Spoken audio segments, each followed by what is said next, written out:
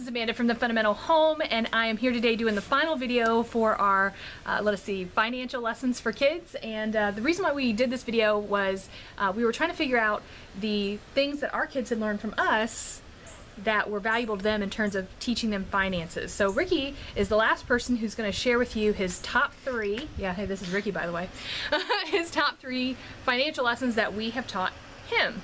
So we're going to start with your number 1. What was your number 1 financial lesson that we have taught you? So number 1 was saving your money. And the example that I thought of for this was that when I was younger, I really wanted a Nintendo DS because I loved Pokemon games.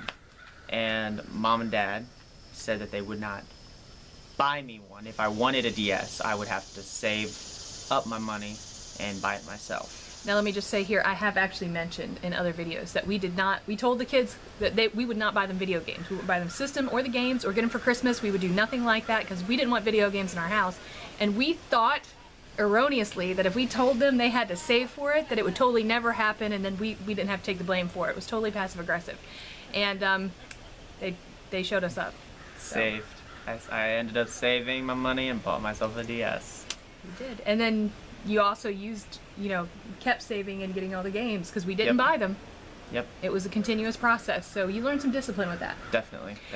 One thing I want to say about Ricky, in case you don't know Ricky well, is that Brian, of course, is the oldest, and he has the degree in business, and Brian has this, air about him that he seems like super smart with money and stuff, but to be honest with you, Ricky is actually the best person with money in our household. He is actually, I don't want to say cheap. A penny pincher. He's a penny pincher. Yeah, that's a good way to put it. He's very wise with his spending. And I think that saving, when you started saving money, it really surprised me. Because Ricky's our fun guy. Like, he's the guy who's always wanting to have a good time. And we just really honestly thought that he would just blow the money. We really thought that. We thought that. Yeah, I know you thought that. Totally surprised us. Yeah, totally surprised us. You will be surprised with your children if you give them the opportunity to do these things, how good they'll actually do. So yeah, you surprised us, but Ricky is really good with money. If I were going to give any of the kids control of my money, it'd be this one. He wouldn't let me have any of it, but everything would be taken care of and I'd know it. So anyway, just a side note about Ricky. Okay, so number 2, what is your number 2 lesson? Number 2 kind of goes hand in hand with number 1, and that's leave your money at home. Yes. Now, that can mean a lot of different things. It doesn't necessarily have to mean leave your money at home. For me, when I was saving up for my DS, I realized pretty quickly that if I had my money with me, I was 10 times more likely to spend it. So I got this big glass jar. It was about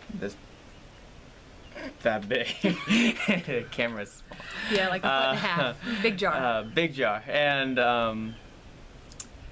I would just put my money in that every week, and I wouldn't take anything with me, ever. I never took my money outside the house. 5 months I saved up my money from working, and eventually had enough, but it was that I put it at home, and that's kind of like planning ahead. Yeah. You need, like, if you're going somewhere and you know in your mind I'm going to spend 20 bucks, but that's all you know you're gonna spend, don't bring a $100 bill, because you're gonna go there and be like, I got more money, I can do something What's else. $5 more? Yeah. What's $10 more? And it's just gonna keep getting spent. Yeah. So just plan ahead on like what you're going to spend and what you can keep. Does that make any sense? Makes total sense. I'm going to add on to that and say, when you were young, Rick and I learned this thing. When Ricky was a baby, we used to push him in a stroller around the mall. And like, we would just do that just for a place to go, just to kind of get away from the house. But the thing is that once you start walking around the mall, all of a sudden you start seeing things that you have to have. Yep. You didn't know you had to have them till you actually got to the mall. So we actually learned pretty quickly just to stay away from those stores, which kind of goes into the same thing that you're talking about. Like, don't bring the money with you. Also, don't go places that you know are just like money traps. Yep. You know, if you go there, you're gonna all of a sudden think you gotta have these things. Yep. So yeah, planning ahead is good plan. I'm glad you said that. And there's flies buzzing around. We're out in nature. And bees. So, all right. So your third one. My third point, and probably what I think is probably one of the bigger ones of the three, is deciding needs versus wants. People have trouble with that. Yeah, they do, and I mean, I have trouble with it. I'm not gonna say that. Does. I mean, but that's a hard thing to learn. it is hard. And like what Mom was just saying, like, if you know that something specific is, I don't know how to say it, like a want, and you know it's a want, like new shoes came out, I don't know.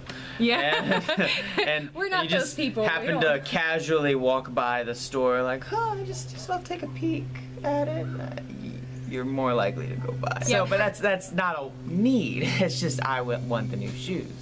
I'll just use me an example, and I will not go back to shoes because that was a horrible. No, it wasn't horrible. I think it's not like one that we would do, but some people like really like shoes and want to get the new ones when they come out all the time. Yeah. Well, like, okay, for me, I have like figuring out, like, I have a hard time buying like shoes. I hate buying shoes. I just, in my mind, it's like a waste of money. It's like, why am I getting shoes that are just gonna like sit on my feet and I'm not really gonna do anything with them? I know other people aren't like that. Just me personally. I would much rather go buy manga. But manga is a want, and sometimes you need shoes. So you gotta decide, manga, shoes. I mean, you just gotta realize which one's more important to you. And in reality, yeah, you have to understand that is actually a realistic depiction of his realistic. life, because he will actually wear his shoes till like they're like totally ripped all around it, and like even duct tape them if he has. Like, I don't like he going will by like go without shoes. Looking, I'm like, and I have to say to him, Ricky, you need some shoes. Let's get some shoes, and then he'll go get whatever the cheapest ones possible, just to be able to buy more manga. And it's like, sweetie, you probably should invest in a little better quality shoe that'll last a little longer, and put the manga aside for now. So this is actually a conversation that we have. Shoes are expensive, though. My gosh. Shoes are expensive. Shoes are expensive, aren't you? Speaking of shoes, this guy right here, one time went through 9 pairs of shoes in a month. 9. That was when he was little. I was little. Okay, that wasn't like a month ago. That was Praise like, the Lord. We while had leftover shoes from Brian, who never messed up his shoes, because he was young. You know, shoes that Brian had grown out of and not worn out. So we had like 3 pairs of Brian's, and then we had a couple pairs we'd gotten from thrift stores. And then after that, I had to buy him new, cheap but new. I tell you what, maybe that's why you hate shoes. Yeah, maybe. Because honestly, eventually, after about it was the 8th pair. The 8th pair of shoe went by. Mom said, "Okay, you ruined the next one. You're buying them." I ruined the next one, and I had to buy the 10th one, and that one lasted a good while. That was the 9th one, but yeah. Yeah, that one lasted a good while. Yeah. 9 pairs of shoes. Yeah, that was a rough Lesson learned. Yeah.